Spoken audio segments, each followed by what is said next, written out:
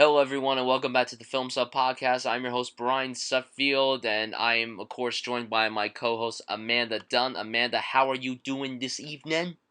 What's up? I'm doing just fine. I'm swell. A little tired, but I'm ready to go. Ready to rock. This is episode 8, and we're going to be talking about the films of Pixar. Last week, Inside Out came out, and congratulations, critical acclaim, box office success, brava to the team behind the film and Pixar, of course. And we'll be talking about that film later on in this episode. But Pixar, okay, I wanted to do Pixar, well, because Inside Out was coming out, but Pixar has been something that's part of my childhood. Pixar was founded 3 years before I was born. I was negative 3 years old when the first Pixar movie came out. Amanda, I don't know how old Amanda was when the first film came out in 1995.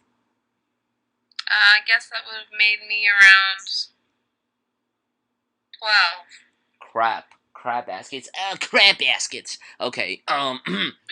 So yeah, let's get into the first Pixar movie. The first Pixar film is, of course, Toy Story. I mean, we talked about Toy Story, Toy Story 2, and Toy Story 3 on our Tom Hanks episode. We really just talked about Tom Hanks himself. But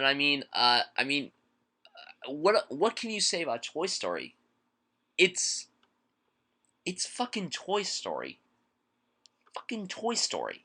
It's a it's a great fucking movie. Definitely one of the best animated films ever made. It was the first CGI animated film.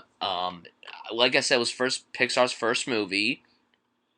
Um, it's a great movie.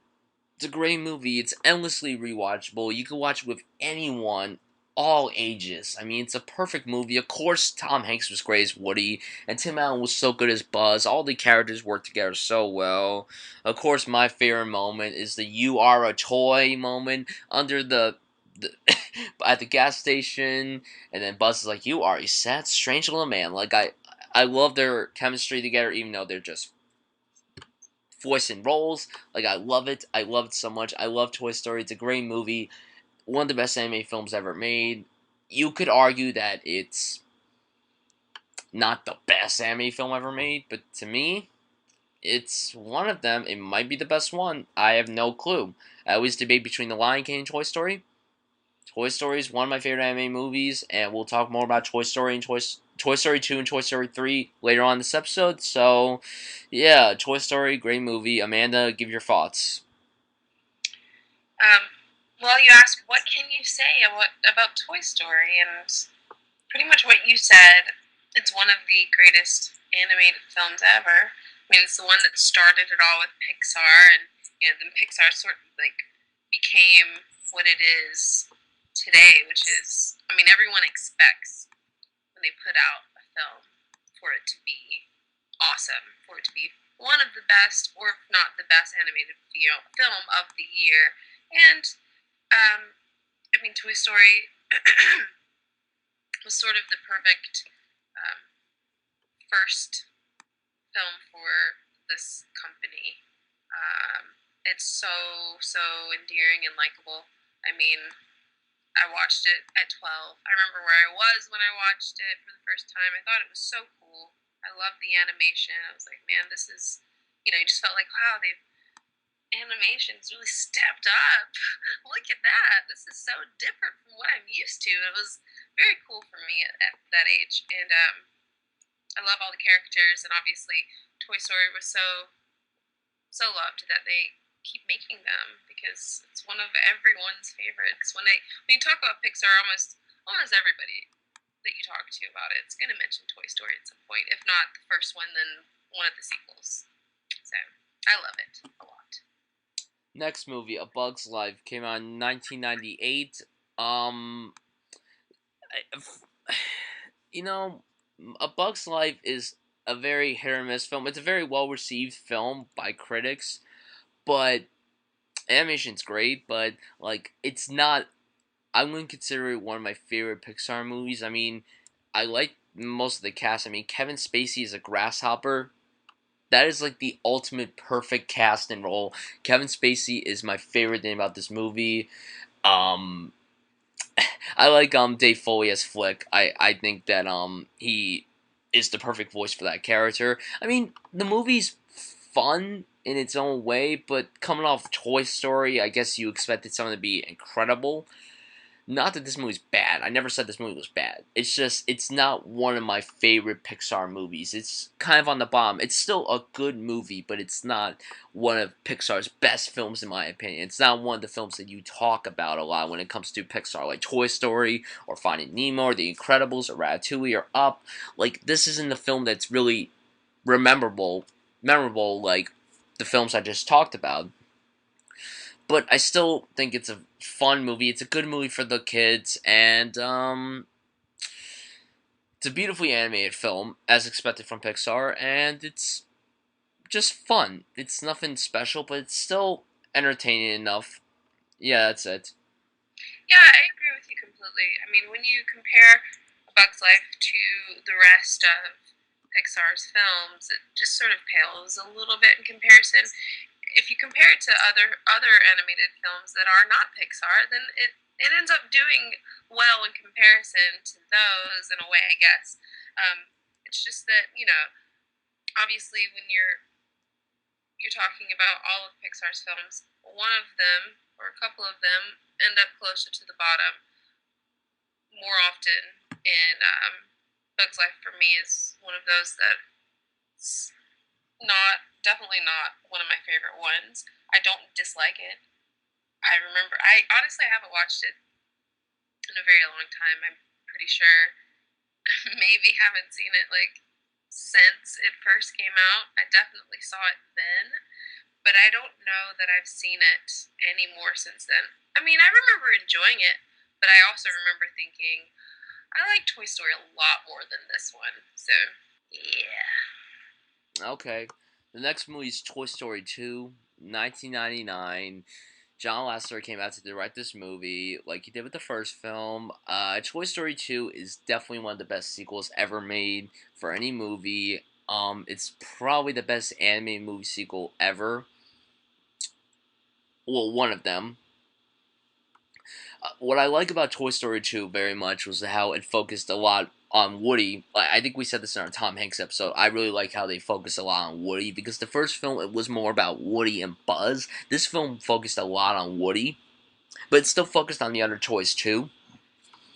I mean, I love the additions of Jesse and Bullseye and Stinky Pete.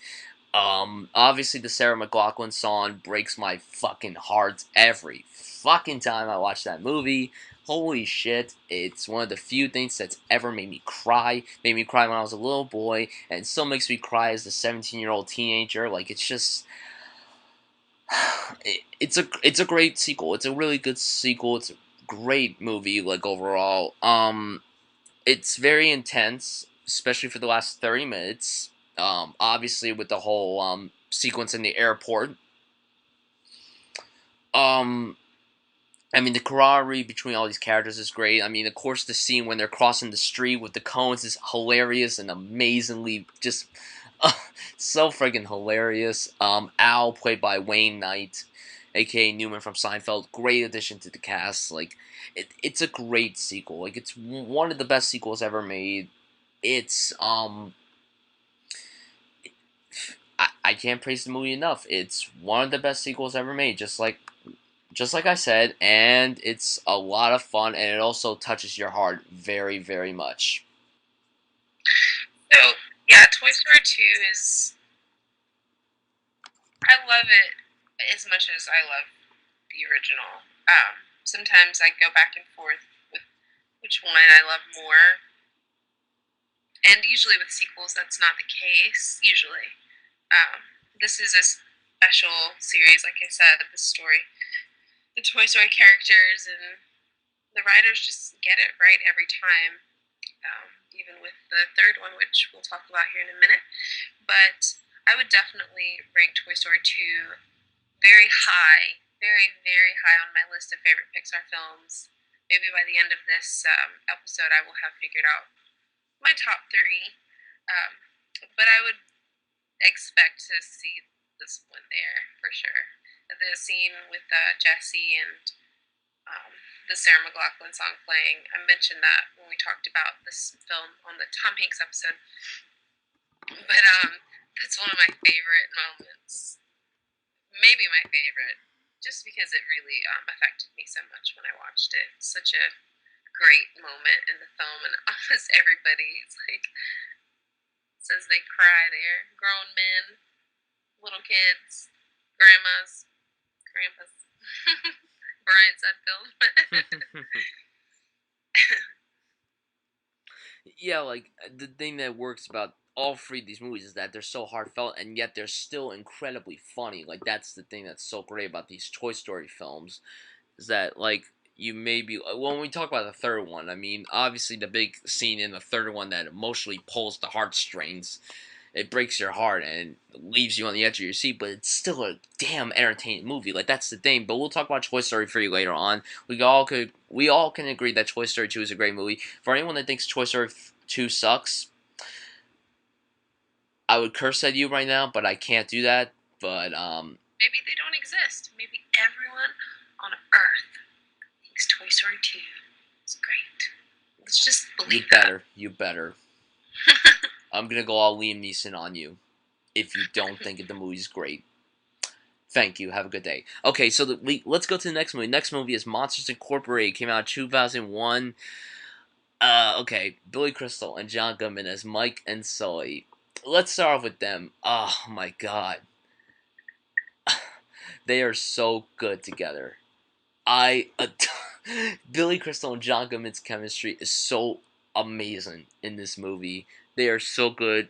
Of course, to me, Mike is the funniest. The stuff that he does with the "oh my eye, yeah!" whenever he screams, I, I love it whenever he screams. Of course, John Goodman was the perfect role for Sully because that tough monster, like everything. And Steve Buscemi as Randall. Holy shit, that's the perfect role for Steve Buscemi. Hey, may the best win. I plan to. Like it's Monsters Incorporated is a great movie. Another great movie from Pixar. Of course, like it's very heartfelt. It's very funny, and I like the idea of how the monsters are basically like the humans in this movie. And then when they see humans, they're basically terrified of them when really they shouldn't be. Um, it's beautifully animated. It's very well written. It was one of the three films nominated for the very first Oscar for Best Animated Feature. It was nominated along with Jimmy Neutron Boy Genius and Shrek. Shrek took that award, but this film did win the Best Original Song Oscar for "Wouldn't Have a Friend Like You" or something like that. I wouldn't have nothing if I never had you or something like that. I don't even remember the name of the song. There we go. There we go. There we go. No, but I love Monsters Inc. And something else I love is the opening sequence with all the doors and stuff. I love it. I love the jazzy, upbeat theme to it, and I love the way, like, I love the last, like, chords of the song. It makes me laugh because it's in, like, a Pixar movie. It just works so well. I freaking love it. I just love it. I love it. I love it. I love it. I love it. I love it. I have to get the song. I love it. I love it. I love it. I love it. Like I love those like chords so much. It just ah I love this movie ever since I was a kid. I still love it to this day. And some people may say this isn't just an alright Pixar movie. It's a great fucking movie, okay? This movie is great. It may not be the best. It's not my personal favorite Pixar movie. Actually, for a long time, other than Toy Story, this was my favorite Pixar movie because I used to watch this movie all the time when I was a kid. I watched this movie so many times because I loved Mike, I love Sully, and Boo, of course. Boo is so fucking adorable. Like she is such a sweet, cute character. Like it's a great movie. Great movie. The end. Go ahead, Amanda. Well, I have such a soft spot for Monsters Incorporated because I used to watch it all the time with my son when he was really little. He was like 2 and 3 years old when he became obsessed with this film. And so I watched it, I mean, countless times. He just loved, excuse me, he just loved the characters so much. And watching him watch the film and smile and laugh and just he would get so engrossed in it. It made me so happy. So anytime I think about this movie, I almost want to cry because he's all grown. Well, he's not all grown up, but he's a lot more grown up now. He still does love this film though. I think that Monsters Incorporated is a very clever story. The idea behind it all, monsters under your bed or in your closet that you're scared of as a kid, and just the idea of it is so cool. Whoever came up with it, seriously, fantastic job. I love all the characters. I love John Goodman in general, but I just love hearing his voice in this role. And Boo is one of my favorite Pixar characters ever, ever, ever created. I was like, oh my gosh, I wish she was real. I could play with her. She's the cutest. Holy crap, the cutest little girl I've ever seen in my life, and she's not even real. Her little voice paired up with that face. Oh my gosh, I just love that character so much. But yeah, Monsters Incorporated, definitely, I love that. I love it. Finding Nemo is our next movie, 2003. This was the first Pixar movie I saw in the theater at the time. I was 5 when the movie came out. Obviously, this little fish Nemo gets taken. His father Marlin, played by Albert Brooks, has to go rescue him along with Dory, played by Ellen DeGeneres. I love Finding Nemo. I love this movie so much. I have to briefly bring up Chase. He just thinks this movie's good and not great. Chase, buddy, I don't know. I don't know what to say right now. Okay. Finding Nemo is a beautifully animated film. It's so freaking funny because of one particular character who I'll bring up in just a minute. The script is outstandingly good. It won the Oscar for Best Animated Feature. Um, like the water underwater, it looks so real that it just blows my mind. When the movie was re-released a few years ago in 3D, I saw it because I wanted to see it again in the theater, and oh my god, it looked stunning in 3D. It looked so good. Like, it really looked beautiful. Like, it looks so real, and that's the thing that's so good about Pixar. Like, with Monsters, Inc., the fur looks so real. With Toy Story, like, the toys, like, the wax and the plastic on them looks so real. With the cars, like, the engines look real. Like, they always try to be realistic when it comes to their animation. And that's the thing that's always great about a Pixar movie. Even if the film is crap, they know how to do it with their animation. And this movie is no exception. Like, the animation is gorgeous in this movie. Obviously, the cast is really good. Albert Brooks was a really good choice to play Marlin. Um, Nemo was a very cool character. I love William Dafoe's character. I forgot what his character's name was. I friggin' love that character. I have to look that up right now, to be quite honest. Um, I, Gil, he plays that role so friggin' well. And then, of course,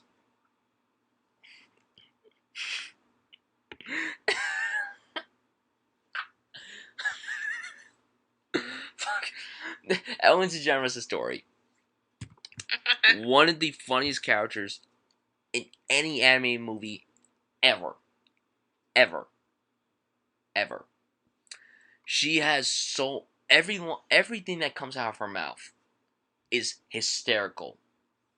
Like, Ellen, even though this might be like the only movie that she's ever done, I love Ellen. I love her. She's great.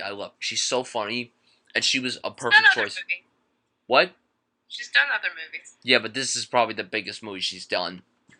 It's just it's her most famous for sure. But I love that character, and her and Albert Brooks worked very well together. I don't know what my favorite scene in this movie would be. Oh yeah, Bruce. I forgot Bruce. Fish are friends, not food. I love the scene where the like bomb or nuclear bomb or whatever blows up, and then you see like the seagull above water, and then you see that little bubble, and then he's like, nice, and then he just flies away. It's so funny. I love that scene. But I love Finding Nemo. Great movie. We'll talk about Finding Dory later on. But yeah, Finding Nemo is a great movie, and I can't say any more. Go ahead, Amanda. Are you sure? Yeah. I agree with you that Finding Nemo is not just an okay film, but it is a great film. I was very impressed with this. I saw this in the theater, and I mean, I just remember kids loved this movie. The response from watching it in the theater with a bunch of kids, obviously, I yeah, I was just so happy to see how well received it was. Kids just absolutely ate this one up. I love the writing in this movie. I think the writing in this movie, this is some of their best writing. The dialogue is so funny and smart, and the places. They had so much they could do with this because the ocean is a giant, vast place with all kinds of creatures and so many crevices and all kinds of stuff going down on under there. So I like that they really explored a lot with having that as their location for the Hmm. story. A lot of awesome characters. My favorite would also have to be Dory. Sorry if that's not a very interesting answer, guys, but I mean, come on. The reason why they're making a film about Dory is because she stole the show. At this, it was kind of like Nemo's cool, and so is his dad, and so are those sea turtles. Sea turtles are really cool in this movie, and the shark and all of that. But Dory was the one that everyone was just sort of like they fell for. Hilarious. I thought she was brilliant in this role. You can be my squishy. But yeah, I really do agree that this is a great one. Finding Nemo is definitely a great one. Next movie is The Incredibles. Came out in 2004, directed by Brad Bird, who directed films such as The Iron Giant, Ratatouille, a film we'll talk about later, Mission Impossible Ghost Protocol, and the recent film Tomorrowland, which was a box office bomb. Shame on all of you people. Blech. Okay, so The Incredibles. This was a very, like, at the time this movie came out, superhero movies weren't as big as they are now. Like, the big superhero movies that were out at that time were probably, like, the original Batman with Michael Keaton, Spider-Man, Blade, the first X-Men. There weren't really as much superhero movies back then as there are now, but this was a very interesting film for not only the superhero genre, but also for Pixar, because this was actually Pixar's first PG-rated movie. And, it was very different for Pixar, but, saw this in the theater, opening night. I remember I was actually in Cape Cod, Massachusetts when I saw this movie. Um, I, there are days when other than Toy Story, like, excluding the Toy Story films, I consider this my favorite Pixar movie. But there was a film that recently took that spot. But I love The Incredibles. Brad Bird's direction and writing is so great. Of course, this film won the Oscar for animated feature. It's so clever. It's so funny. It's so energetic. It. You have such a great time with all these characters. I mean, I love the idea of the superheroes, the superhero parents, who were famous back then like they jump forward 20 years and they're like much older, and then all of a sudden they have to come back and save the world. The voice cast in this movie is just perfection. Craig T. Nelson as Mr. Incredible is a perfect choice. He was perfect in this role. Holly Hunter as Mrs. Incredible, also a great choice. But Samuel L. Jackson was my favorite one as Frozone. Honey, where is my super suit? Where is my super suit? You tell me where my suit is, woman! Amanda's just looking at me with a very weird expression. No, but I love The Incredibles. All the characters are great. When I was a kid, I loved the character of Dash so much that Dash likes. As the year the movie after, wow, I can't talk right now. The year after the movie came out, I dressed up as Dash for Halloween. I dyed my hair blonde, which I'm gonna have to send you a picture of that later. I just have to. It's a great. You should show the audience. Maybe I'll think about it. I'll think about it as I'm editing the episode. But like, and all these characters are also so relatable. Like Dash, he's the kid that wants to be outgoing, and yet he just doesn't know how to show it with his speed. Violet, the daughter, she's very shy, and this one boy, and she's just the invisibility shows basically who she is. And then the baby Jack, when Syndrome picks him up at the end, and he becomes like so many things, it's insane. I love this movie. I love it. I love it. Love it, love it, love it. It's one of my favorite superhero movies as well. It's in my top 5 Pixar movies. Well, The Incredibles for me is absolutely one of my favorites. It ranks very, very high with me, and I think it gets the award for coolest Pixar film. It is the coolest one in my opinion. Wins all the cool points.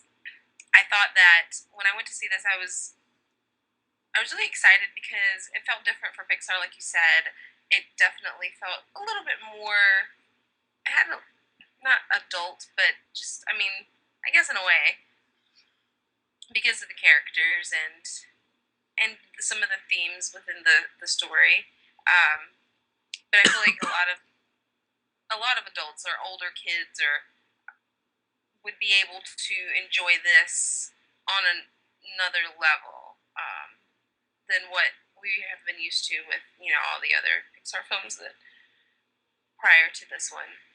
I just really, I just really like the characters, and it's really funny. This one is hilarious to me. Um,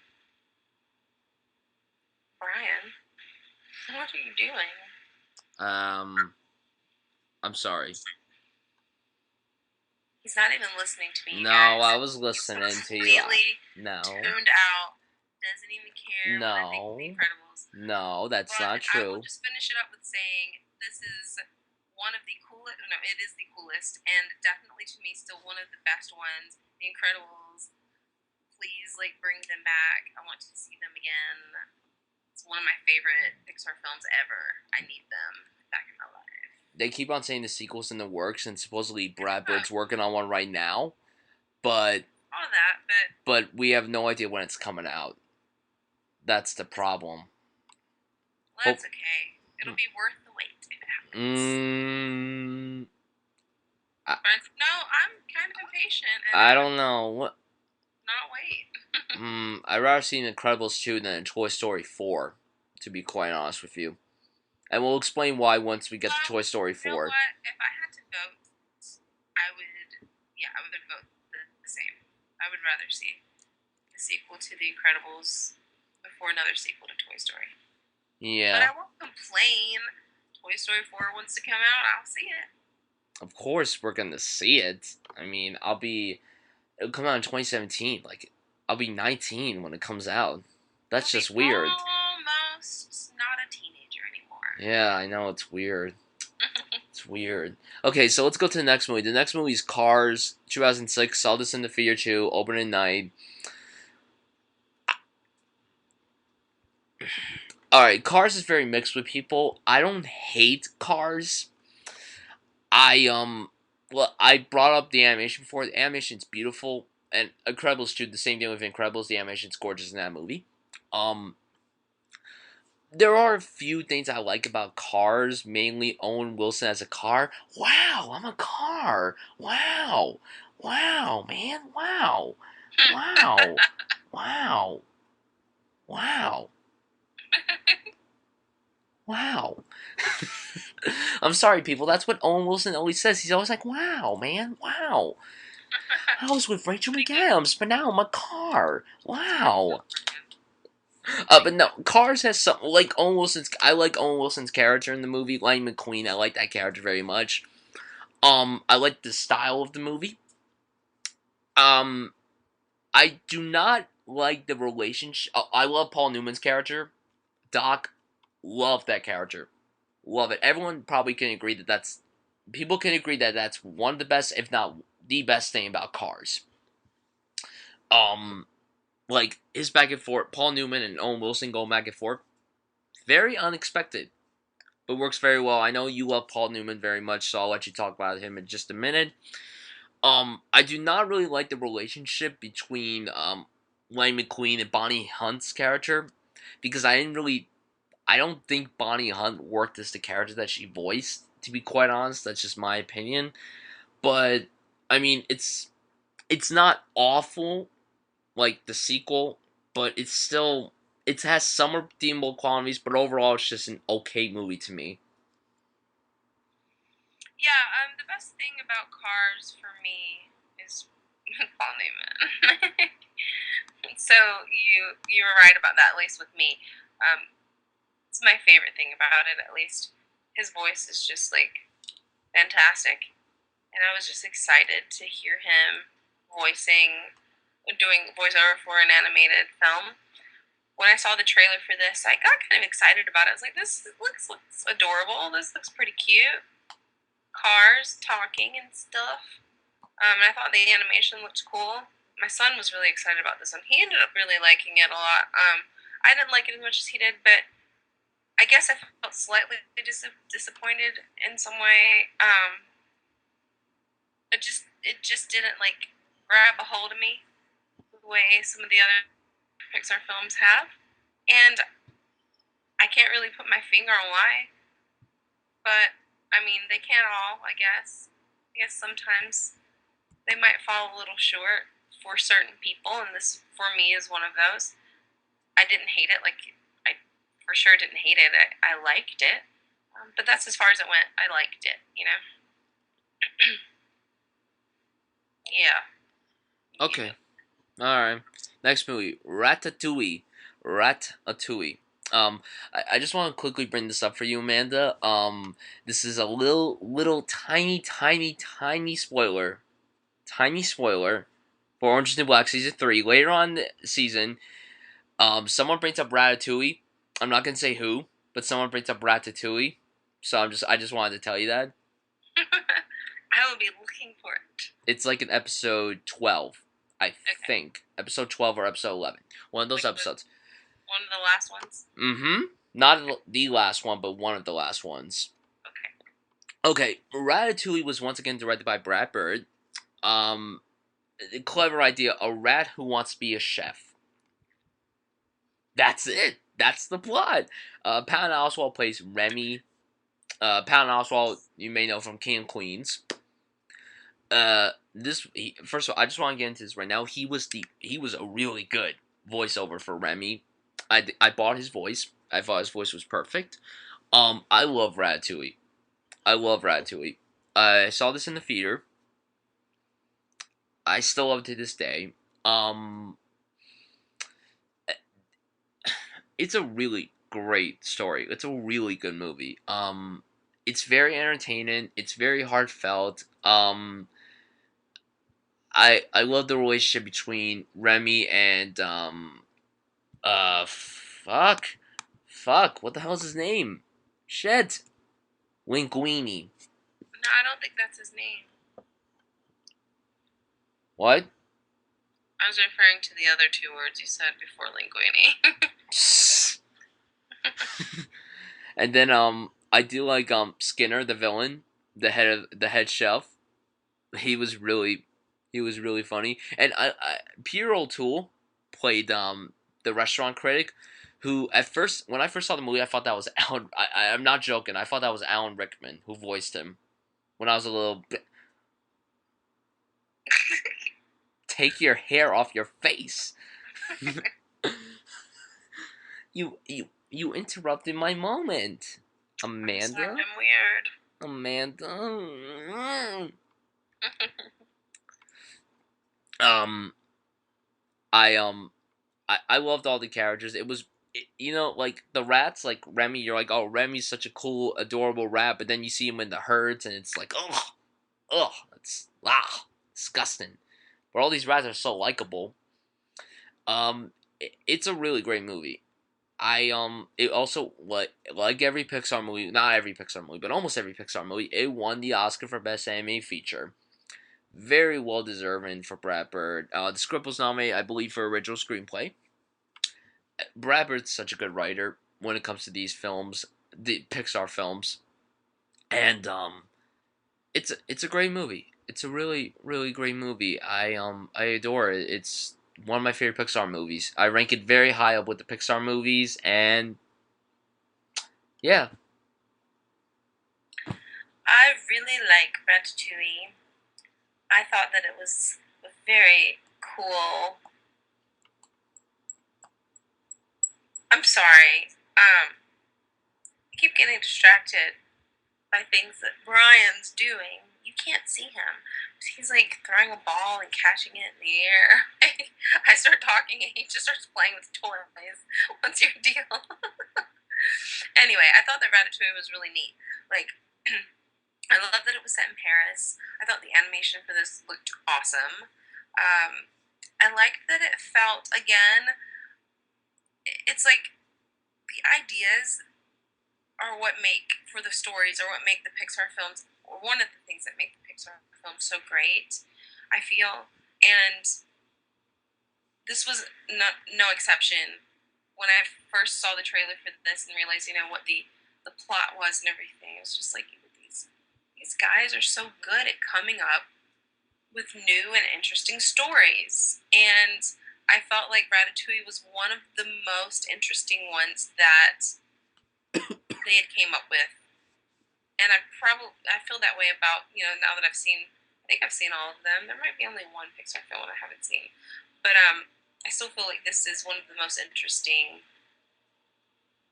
storylines. You're such a freak, Brian. it's really hot under here. I mean that in the best way. It's a compliment. But anyway, I very much enjoy Ratatouille. I actually have been wanting to watch that one again because I think I've only seen it twice. And it's time for a third viewing. What did you say? Absolutely. Well, okay. All right, let's go to the next movie. Next movie is WALL-E. WALL-E came out in 2008. A lot of people praise the crap out of this movie. I think this movie is just good. Um, I it has a great first half when he's on Earth, and then he meets Eve, and then when they go to space, it just it doesn't feel like the movie that they were trying to make. Like, they have all these fat people, and then there's too much comedy that to me doesn't work. I think it's beautifully animated. I don't really think it should have won the Oscar for Best Animated Feature the year it was nominated. The nomination was well deserving, but it shouldn't have won personally. To me, the film that should have won that year was actually the first Kung Fu Panda. Or but the other movie that was nominated was Bolt. Do you remember that movie Bolt with John Travolta as the dog? No. You never saw that movie? No, I saw it, but I'm disagreeing with you. What do you mean you're disagreeing with me? There's no way anything else should have won, but go ahead.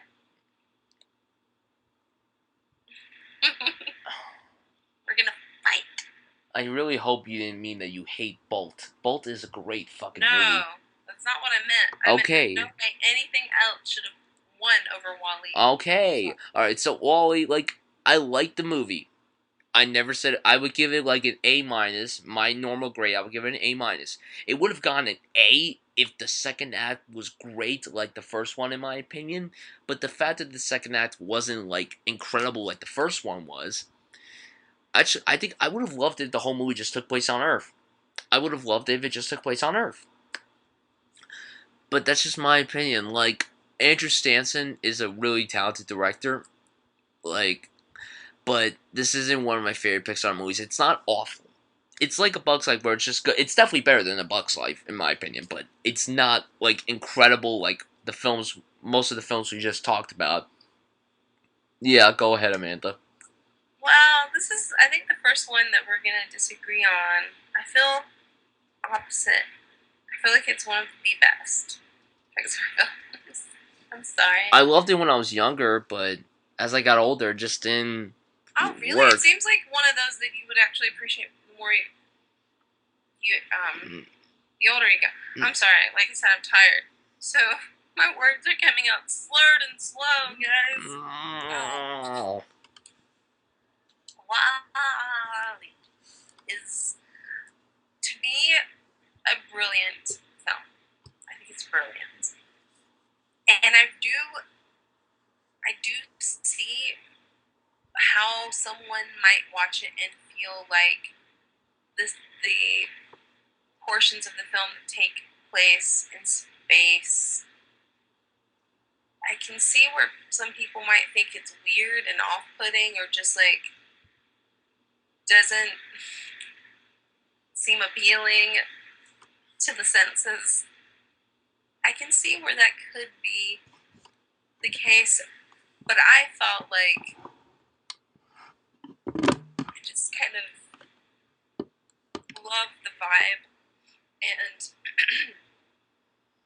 the places that they went with the story.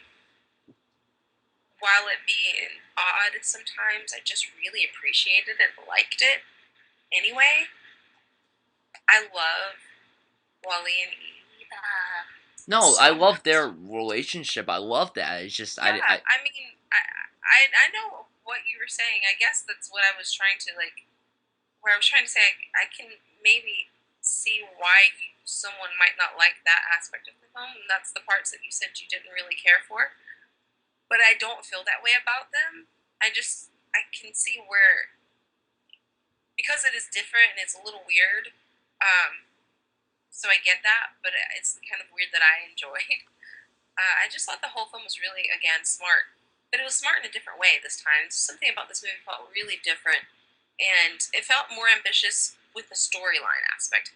I mean, the animation and everything wasn't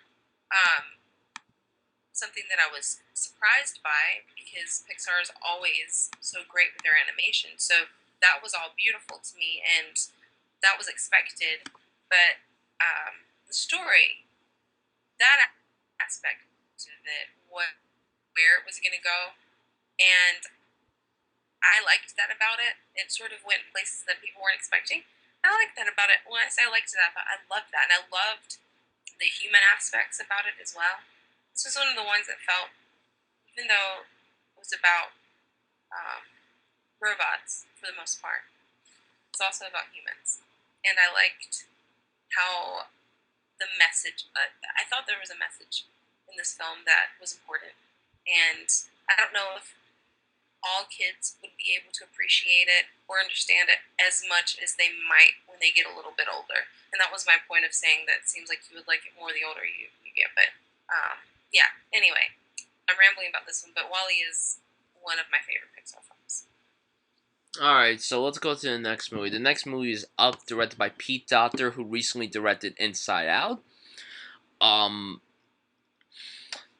this in the theater, opening weekend. I don't think I saw it opening day. I don't really remember. I saw it with my mom and my sister in the theater. I remember that. I think my aunt and my cousin saw it with me too. I love Up. I know that there are people who are like very meh on it. Like people are like, "Oh, it's still a good movie, but it's not a great movie." I love Up personally, and of course, everybody talks about the first 5 to 10 minutes of the movie with the montage. One of the saddest openings like ever. I mean, the score by Michael Giacchino, the Oscar-winning score by him, was brilliant. Like, even if you don't like the movie, you have to agree that that score was fan-friggin-tastic. Ed Asner as Carl. That was a perfect casting choice. I mean, anyone could be like, oh, you could have cast any old actor. Ed Asner just had that vibe of a grumpy old man, and he portrayed it so well. Animation, of course, is stunning. There was a lot of humor, there was a lot of heart, it worked very well. I do have one little problem with Up, and it's the villain. I don't like the way that the villain got revealed, personally. I think that it was a little predictable. In a way, it was a little too predictable for me, but I just wish the villain was portrayed a little better. And it won the Oscar for Best Animated Feature, and it was actually the second anime film in history to receive a nomination for Best Picture. 18 years after Beauty and the Beast was nominated. And then the year after that, Toy Story 3 was nominated. And those are the only three anime films to ever be nominated for Best Anime Feature. But there's one film that might be nominated this year, or everyone's hoping it'll be nominated. But yeah, I love Up, and I think that um, like it's it portrays Venezuela so well. Like that's how much Pete Docter was very inspired. Like he really wanted it to depict Venezuela so well. And yeah, I love Up. I think it's a great movie. And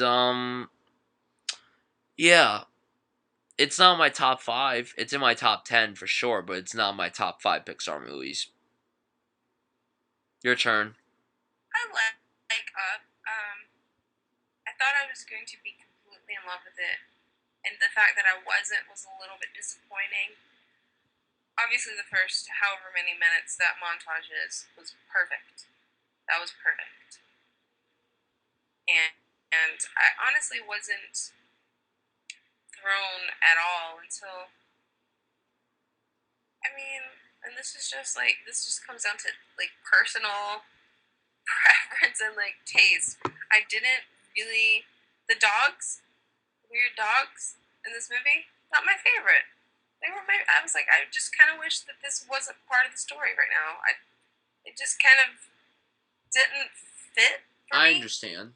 And so once that started happening, it took away from it a little bit for me. And because I was just really irritated by that aspect of the film, I ended up not loving Up, but I still really like it because there's so much more about it to enjoy and to like, other than that one aspect of it for me. But again, there was a slight feeling of disappointment after I saw it, just because I wanted to come out and be like, "Oh my gosh, that was so beautiful and perfect. I loved every second of it." And because I didn't, I was a little bit like, "Man, okay, fine." But it's still really good. So yeah, I do like it. I don't love I don't love it. And I actually gotten in trouble for saying that with a few people because they're like, "What?" A couple of my friends just like shocked that I felt that way. And I'm like, "Well, I mean, you know, you know, happens sometimes." Alright, so the next movie is Toy Story 3. Not heard of it.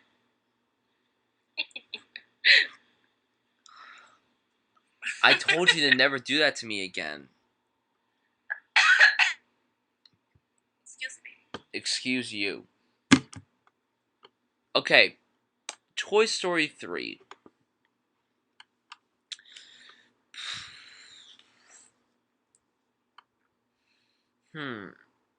Alright, Toy Story 3.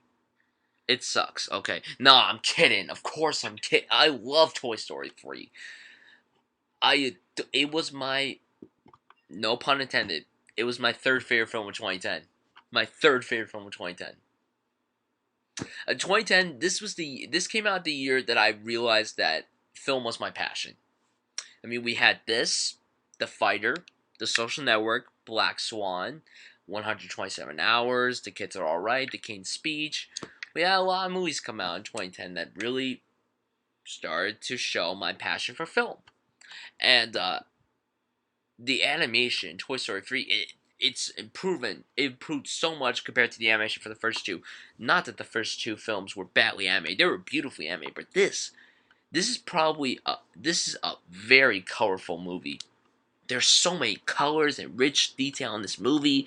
I mean, of course, all the additional characters are great. I mean, we have Lotso played brilliantly by Ned Beatty. We got the toys from Bonnie's Room played really well by a bunch of actors, and of course, Michael Keaton as Ken.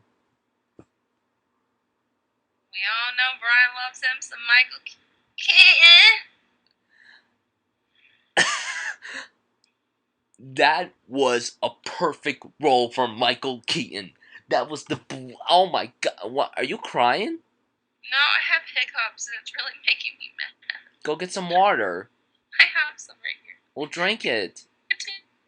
Go on, darling.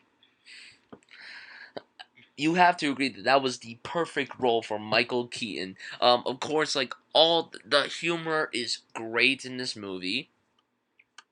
The emotional stuff breaks my heart. When you learn Lotso's backstory, oh my god, it is so freaking sad. And then of course the incinerator scene. When I saw this in the theater, opening day, I was scared as. Are you drinking a Bazinga cup? No, it's a Ninja Turtles cup. Oh, well, the Cowabunga. Cowabunga's written the same way as Bazinga, so I thought you were drinking a Bazinga cup. Okay. Oh no, but in that incineration scene, it gives me the chills. Still gives me the chills. Like I was surprised that Pixar was trying to go that way. I thought Pixar actually quote killed unquote those characters. It it would have broke all of our hearts, and we would have probably hated on Pixar forever. But luckily, they got out of it, and then when Andy gives his toys to Bonnie, and when he talks about Woody, and that like he's like the best toy I've ever had, and you take care of him for me, like oh my god. And then when Andy leaves, and then Woody's like so on partner, oh god, I'm literally about to cry right now.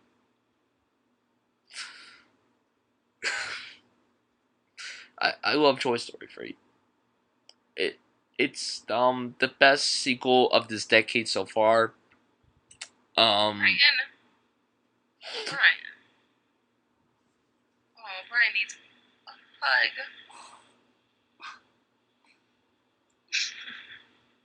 Do you need a hug? Do you mind if I'm hiccuping while I hug you? I need a hug. Well, I'll go ahead and chime in and say that I loved Toy Story 3. I've only seen it one time. I need to see it again. The one time I watched it, there were a couple of things distracting me, but not enough for me to be so distracted that I didn't realize how much I loved it, because I did really love it, and I was very impressed that they once again were able to make a film with these characters and not disappoint. This is the third time, and it's almost like, just leave it there, guys. Leave it there, because what if you make another one and it just somehow doesn't measure up? And then the whole winning streak of Toy Story has been sort of tainted. But I believe in them. Also, your point about the animation just being that much better in this one. Ow! Scratched my face. I definitely noticed that with Toy Story 30. The animation was so colorful and rich, like you said, Brian. The end. I can't talk much more. Like I'm losing my voice and the hiccups at the same time. I know your whole hiccup situation, but please talk about Michael Keaton. I need to hear your thoughts on Ken, please. Brilliant. How's that? He was awesome. I mean, Michael Keaton, first of all, I just adore him. So it would have been, I mean, he could have said like just 3 lines and I would have been like, brilliant! It was perfect. But he really was. He really was just perfectly cast for that character. Really, really, really, really, Brian. And he still should have won the Oscar. You're gonna say that every time. I am gonna say that every time. You know me you know me in this kind of situation. I am passionate about this particular topic. Fucking the cat. If you guys do not nominate that man ever again, and if you don't give that award to him, ah! Okay, Man, all right. Toy Story wow. 3. I'm I sorry. bet someone is gonna hear that and they're gonna get really scared. They're gonna Listen, people. I'm like, not we better nominate scary. Michael I'm Keaton. just very passionate that about the whole Michael Keaton should have won the Oscar over that It's fucking okay. It's Brit. okay. It's okay. Shh, shh, shh, shh. Calm down. It's fine. You know what? You win some, you lose some. Michael is probably totally okay right now. You have to be okay too. Oh, I'm not going to So be every time I Eric see Hansen a said. commercial saying Academy Award winner Eddie Redmayne and Academy Award nominee Michael Keaton, when it should say the opposite. Brian, What? you have to let it go. Do not sing "Let It Go," please. I won't because I absolutely detest it. Don't worry about that. Thank you. It will not be happening unless someone pays me. What's the next film, Brian? Oh no, Cars 2. Okay, Worst so Pixar movie. The end. let me go ahead and say this. I have not even seen it, but I've heard many people say what you just said about it, which is worst Pixar film ever. I saw the reviews for it, and the critics were not happy about this one, really. And I mean, like I told you about the first one, I liked it, but because I wasn't like super into the first one anyway, I had no intentions of going to see it, and so I never did. Okay, here's the whole problem with Cars 2. It's not the animation, because it's a very well animated movie. I mean, it's cool that they were going for a whole spy type movie, but the main problem is that they make Tow Mater, the Larry the Cable Guy's character, the main character. And that's a big issue. He works better as a supporting character, but now since he's the main character, Oh, really? it's just Yeah, I don't really it's want to just see middle finger to Pixar for this. And it's sad because John Lasseter directed it, and he's such a great director. I don't know what, maybe they had a better idea, but somehow something must have happened. I don't know. It is considered Pixar's worst movie. There are people I know who when they saw this movie at like advanced screens, they said that kids were even bored by this movie. That's kind of a problem. If kids don't like this movie, that's a big problem. That's a that's a big problem for Pixar. It wasn't nominated for Best Animated Feature. Thank God. It was nominated for the Golden Globe for Best Animated Feature, but it didn't win that award, so that was fine. Um, yeah, I don't think Cars 2 is that. I don't like Cars 2. Well, It's we can just Pixar's worst movie. It's sad. But the next movie we're about to talk about is a film that I really don't like that much, and that's Brave. Here's the thing with Brave. Okay, number one, it should not have won the Best Animated Feature Oscar. Every film nominated alongside Brave that year was better than Brave. Wreck-It Ralph should have won that Oscar. Everybody agrees, film critic wise, they all agree that Wreck-It Ralph should have won that Oscar. The problem with Brave is that it is, first of all, the way that the film was marketed, Pixar tricked us. We all thought that this was going to be like some adventure movie, some quest movie, but then it starts off like that. But then the whole bear thing, the fucking bear problem. It's a mother-daughter movie. That is not what I went to see this movie for. I saw this movie on the Disney Magic cruise ship. Beautiful. I saw it in the Walt Disney Theater. It was a beautiful theater. Packed. It was in 3D. Animation was gorgeous. Beautiful. They depicted Scotland in this movie so friggin' well. I get what they wanted to do. Here's what I personally think. I think originally Pixar had their idea, and then Disney didn't like it, but then they decided to make it like more of a Disney movie with the mother-daughter relationship. I could care less about the mother-daughter relationship in this movie. It just didn't. The whole movie was mismarketed, in my opinion. Yeah, props to Pixar for tricking us, but still, like, the film really shouldn't have won the Best Animated Feature Oscar. I mean, the voice cast was pretty good, as expected from Pixar. They usually nail it with their voice cast. I liked Kelly MacDonald as Merida, even though her Scottish accent kind of annoyed me at first. Mom, it's just a bow. Mom, I want to go bowing and this. You're a bear.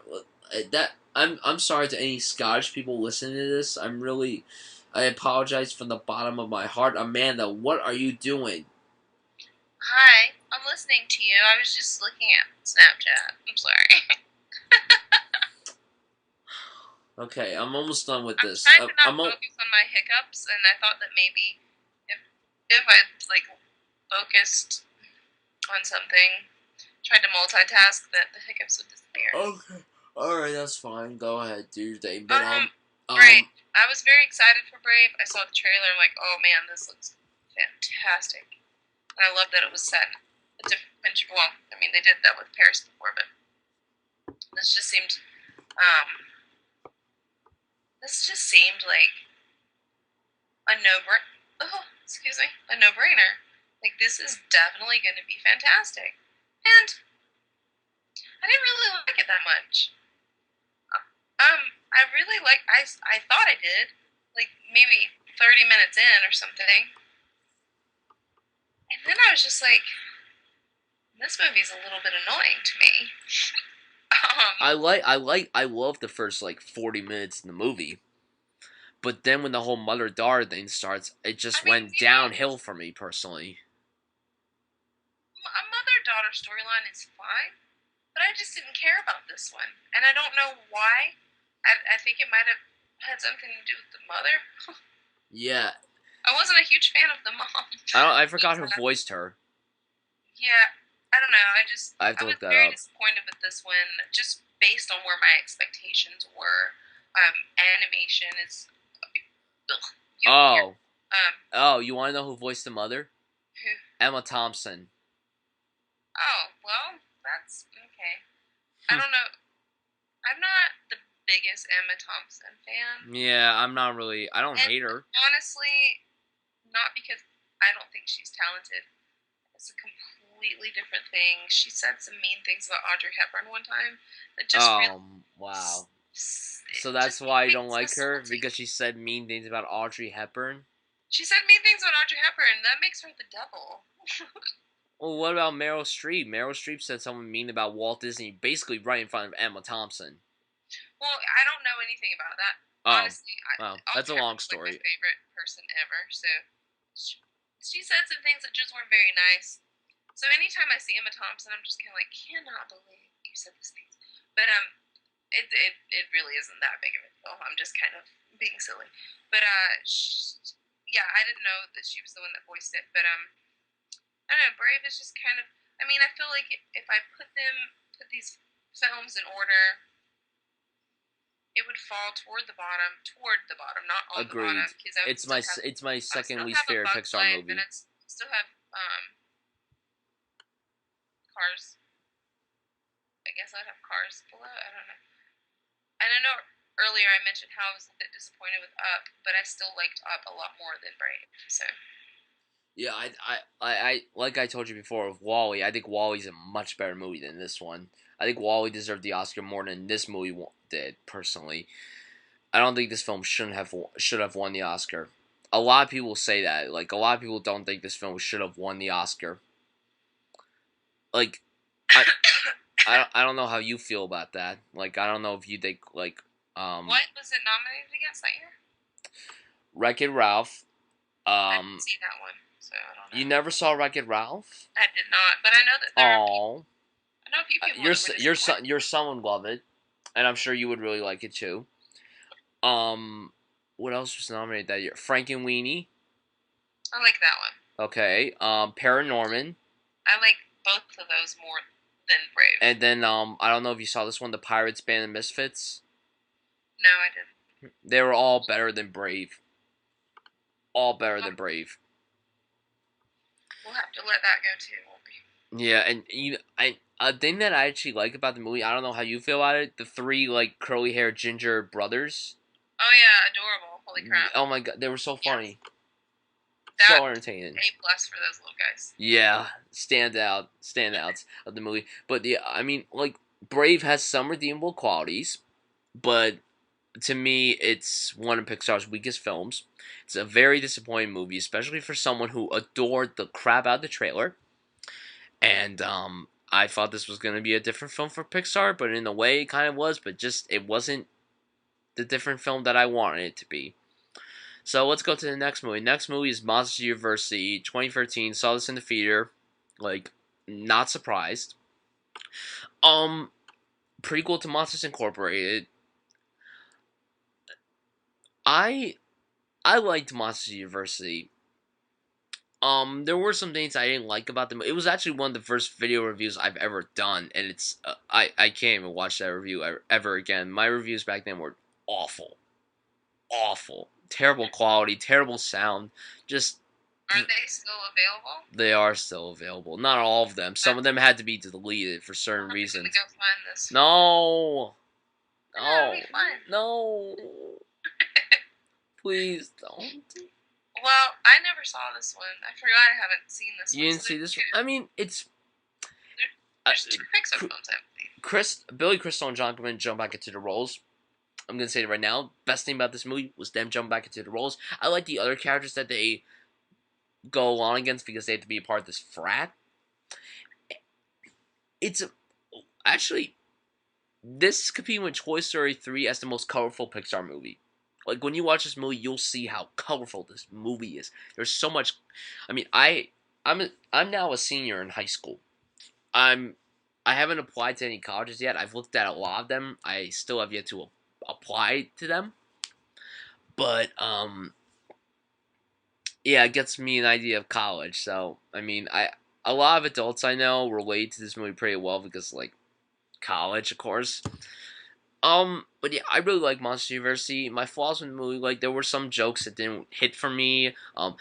Amanda, you're gonna love like the last like 30 minutes of this movie because it like Toy Story 3, it's on the edge of your seat. Like it goes the unexpected way. I'm not gonna say what happens, but you will just be like, "What the hell?" Like it's insane. I like Monster University. Do you have Stars, like the premium channel Stars? No, we don't get that one. Because if you did, you would be able to watch it. So, I'm sure you'll be able to find it online or something. So, yeah, Monster University. I think I gave it a B+ or A-, one of those two grades. I haven't seen the full movie since it came out. The last time I've seen bits and pieces of it since, but I haven't seen the full movie since it came out in the theater. So it's been 2 years since I saw the full thing. So yeah, let's go to the most recent film, Inside Out. Now, if you guys watched my review, I don't know if Amanda watched my review. Did you watch my review, Amanda? I didn't, actually. You didn't? No, because I wanted to myself first, and I just saw it 2 nights ago. Well, you didn't watch the review after you, No, or you wanted me to tell you wanted me to say, oh wait, I told you my thoughts after I saw it. You totally did. You texted me in all caps. Yes, because I saw it at an advanced screen, a very special screen. A tour of Pixar happened before the movie. It was so cool seeing the tour of Pixar.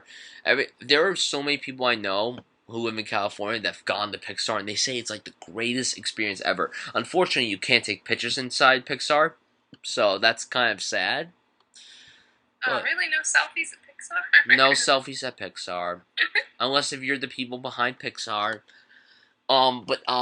Okay, so yeah, actually, oh my god, after we talk about the films, we should have brought up the shorts, because Pixar is well known for its shorts.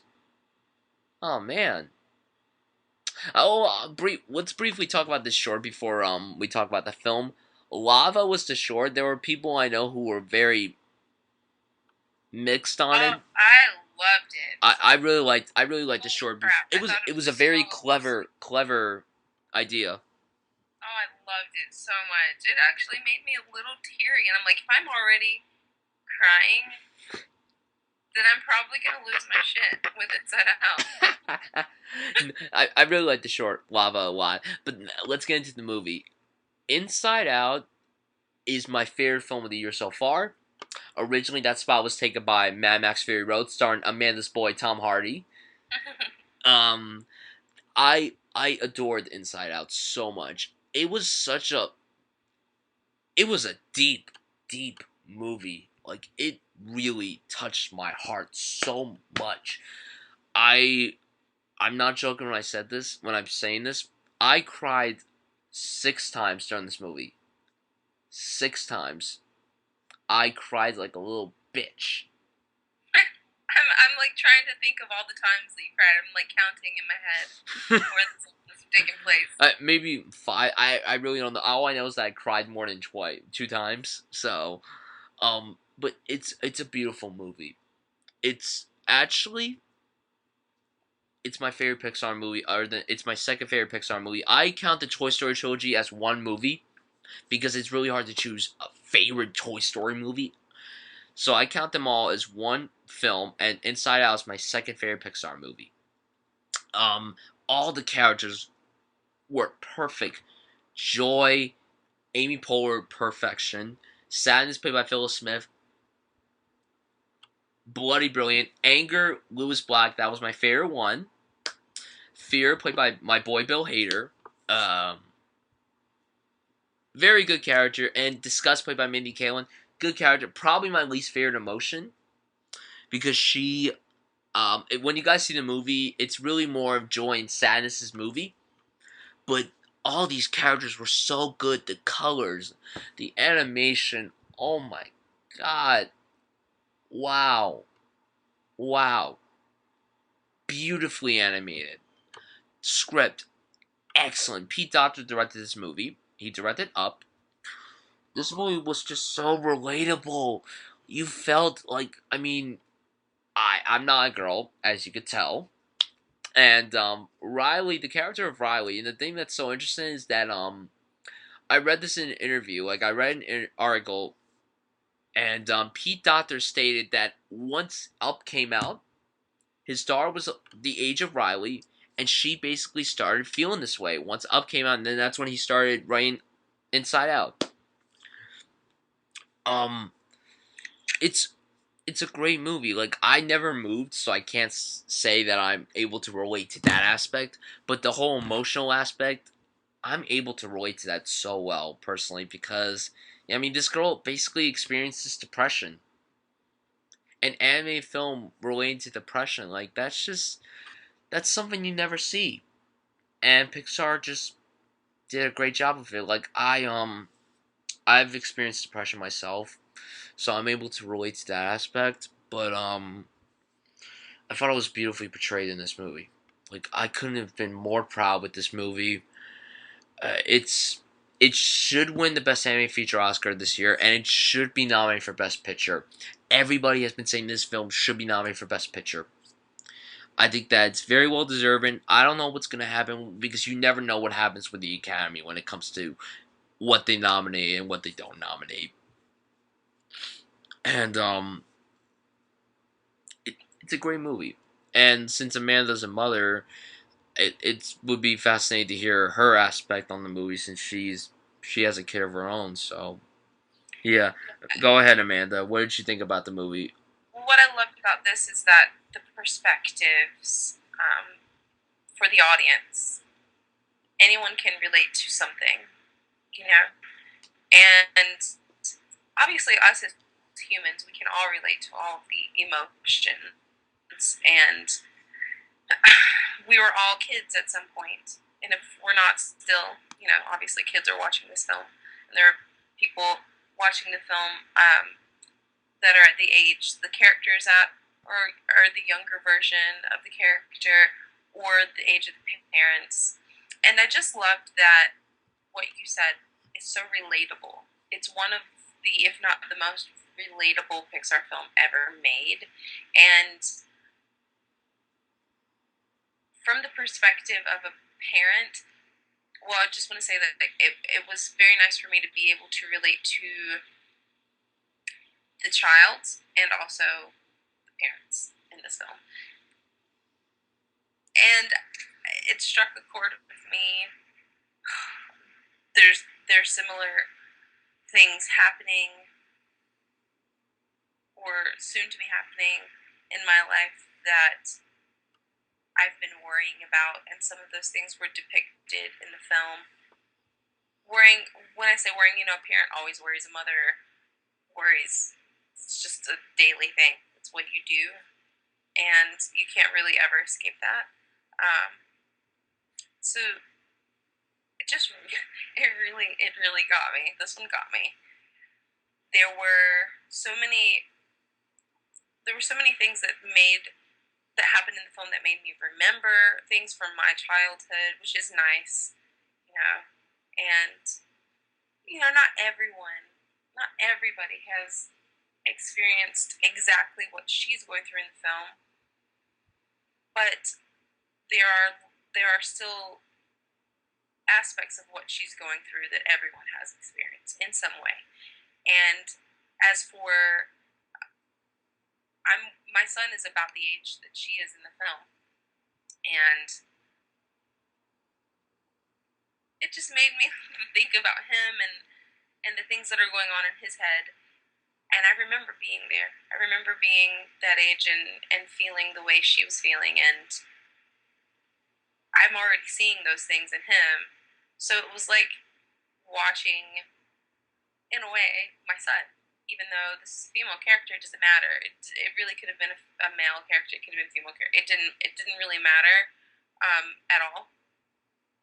The message is universal, and I thought that was beautiful. I think this is one of the most beautiful films they've made when it comes to the message and the fact that we can all feel something with this one, something personal. And I just want to say that there's a moment in this. There were a couple of times that I teared up. There were a couple of times I had to kind of whack my head just a little bit. But especially, there was just this line, and I don't consider this a spoiler at all, but she says, and this is Joy, the character Joy, she says, "I just want Riley to be happy." And she starts crying. And I think this is the first time you see Joy start to cry, because she's always so happy in the film. And even Joy is experiencing sadness. And I feel like sadness and joy, I mean, you can't be happy without sadness. You can't be happy without it. You have to experience sadness in order to truly be happy. And in order to be sad, you have to know what happiness is. And I thought that was so perfect. Kudos to whoever wrote this. It's Pete such Docter. beautiful. What's that? Pete Docter. Pete Docter? Mm-hmm. That's right. I remember his name at the end. So I would have to say this is one of my favorites now, and I would love to go and see it again. I would love to watch it with my son. I don't think that he's seen it while he's away for the summer. I would love for him to go and see it, but I want him to see it with me because there is a lot that's happening in this film that is kind of very similar to what we're experiencing right now. So, the end. So those are all the Pixar films that have been released, and there are 3 upcoming Pixar films that we'll be talking about. The first is The Good Dinosaur, which comes out on November 26th. This film experienced a lot of problems before it started going to work, like director changes, writer changes. The teaser trailer premiered during Inside Out, and I I'm very skeptical about this movie right now. It looks very fascinating because it's like, what if dinosaurs never? What would happen if dinosaurs were never extinct? And if they were still alive? Like, the idea is brilliant, but the teaser was just very weird. Now, granted, the film is probably not even finished with animation yet, so that might be one of the reasons why I'm just like very meh on it. Um, I mean, I'm sure it's gonna be a very nice film to see over Thanksgiving because it's coming out that time. Like, it comes out with films like Creed, the Rocky spin-off movie, which I'm very hyped up to see. I believe Jeff Nichols' new movie comes out. Jeff Nichols is the guy who directed Mud, and some other movie comes out that like some Christmas movie with Joseph Gordon-Levitt and Seth Rogen from the guy who directed 50-50. So that's probably not gonna be something for the kids. Um, I definitely see this movie making a lot of money. Even if the film ain't good, it's gonna make a lot of money. But as of right now, I'm very meh on the film. How did you feel about it when you saw the trailer for it? Well, I did think that the concept, the idea, what if dinosaurs never went extinct, was a pretty cool idea. Honestly, I didn't. The trailer ended that it was Pixar. I just sort of missed that, and I don't know that I would have realized it if it hadn't been if they didn't tell you. It for some reason something about it didn't feel like a Pixar film to me. Well, it didn't tell you, like, it didn't have the Pixar logo in the beginning, so that's kind of one of the reasons why you might not have known that it was a Pixar movie. But the one thing about it that I'm like, well, I kind of felt pretty interested in it was just the fact that it's about dinosaurs at all. That's like my kid growing up. That was his main obsession, and he was obsessed with them for years. I mean, like on up until double digits. He still is interested in dinosaurs, just not as much as he used to. He's a teenager now, so it's a little bit different. But I feel like he's gonna want to see this one, and so I don't know. We'll see. I wasn't like completely blown away by the trailer or anything, but. Alright, so then on June 17, 2016, Finding Dory comes out. Andrew Stanton's coming back to direct this. Bless you. Andrew Stanton's coming back to direct this movie. Ellen DeGeneres is coming back for Dory. Al Brooks is coming back for Marlin. And a really excellent casting choice is Diane Keaton and Eugene Levy as Dory's parents. William Dafoe's coming back as Gil. Yay! I'm so happy. Yes. It says the film will take place 6 months after Finding Dory and will be set off the coast of California. Okay. When they announced this movie in about 2 years ago, I was like, really?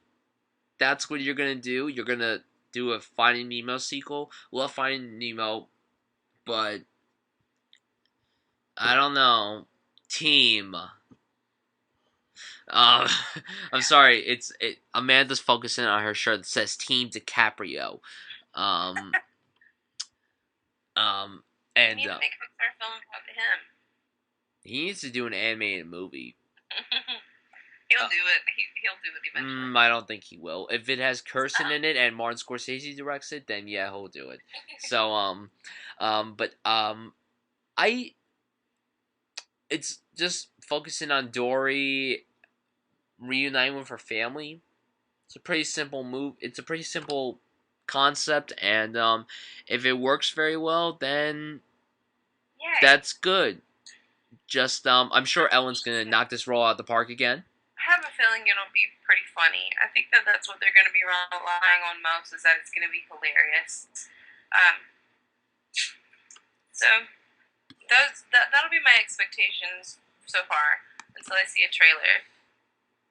And then lastly, we have Toy Story 4, which comes out on June 16th, 2017. John Lasseter is coming back to direct this movie, and the screenplay is going to be written by Lasseter, Andrew Stanton, Pete Docter, and Lee Unkrich, who directed Toy Story 3, and also wrote it.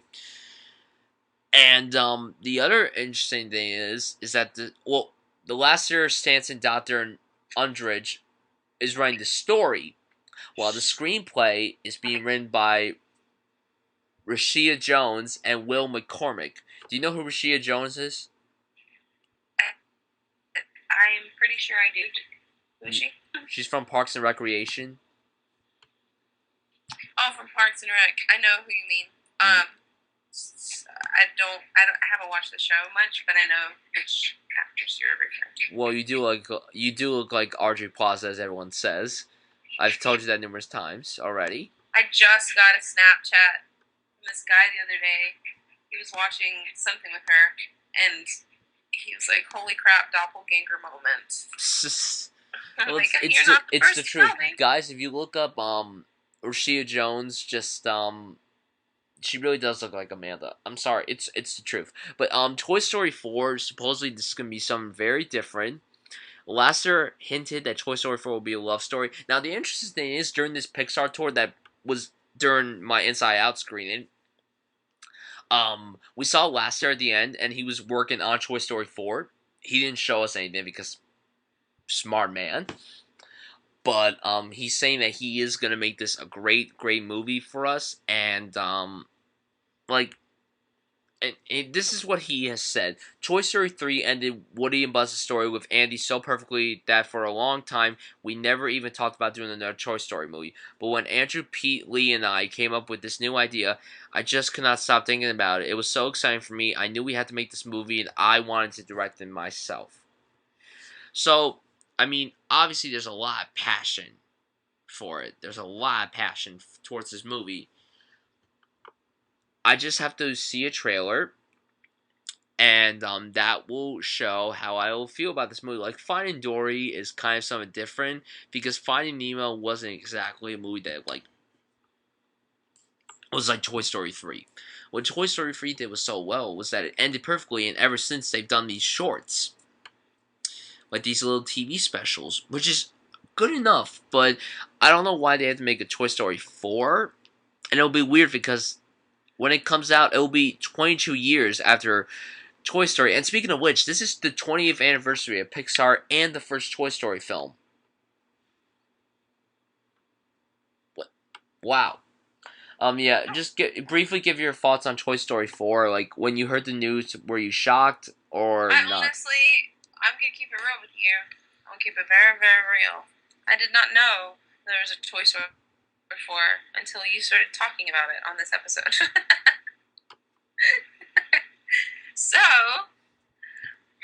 I kind of gave my thoughts on it earlier when I was like, I mean, I just don't want the.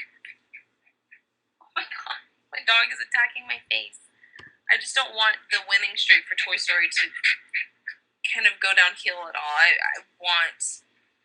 I just want all the Toy Stories to always be amazing. So that with this one, but it's like, are we gonna have a Toy Story 5? Are we gonna have a Toy Story 27? Oh, Like, let's hope not. when does it end? I mean, I love these characters, so I will gladly watch it, but I'll be a little nervous. Maybe, once a trailer comes out, I will be less nervous, but just the news of it sort of makes me nervous because I really don't want there to ever be a bad taste when it comes to Toy Story.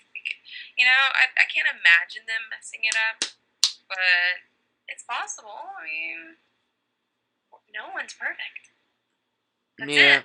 Yeah, that's it. So, Amanda, give your top 3 Pixar movies. Top 3? Yes. Can we do top 5? Sure. Okay, let's do Toy Story as like one film, like you said. Like Sure thing. Okay, so if I say Toy Story, that means all of them. You know what? Okay.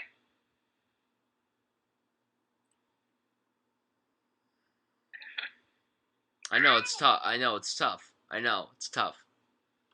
Story.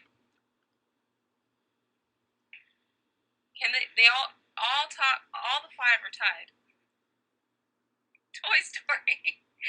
Toy Story, The Incredibles. Okay. Inside Out, Wall-E, And and Monsters Incorporated. okay, I have mine in particular order. Number 5, Monsters Incorporated. Number 4, Ratatouille. Number 3, Incredibles. Number 2, Inside Out. And number 1, Toy Story Trilogy. Very good. All right, so Had a few in common there, buddy. thank you. So, Amanda, would you kindly tell the people what our next episode is? Episode 9. 9 times. Wow, we've done this 9 times almost. 9 times. Ladies and gentlemen, our next episode will be The films of Natalie Portman. The beautiful, intelligent, talented Natalie Portman. Guys, listen to me right now before just like you guys may know on our Kate Winslet episode there was one particular film that we talked about for a very long time. On the Natalie Portman episode, there will be a film that I will go on for about 5 hours. That's how it will feel. I'm not gonna tell you what film it is. Amanda probably knows it. I already know. Amanda already knows it.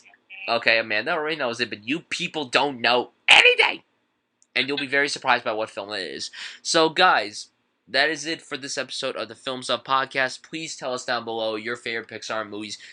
Tell us, have you grown up with them? If you've seen Inside Out, please tell us what you thought of it. If you haven't, do yourself a favor and please go see it.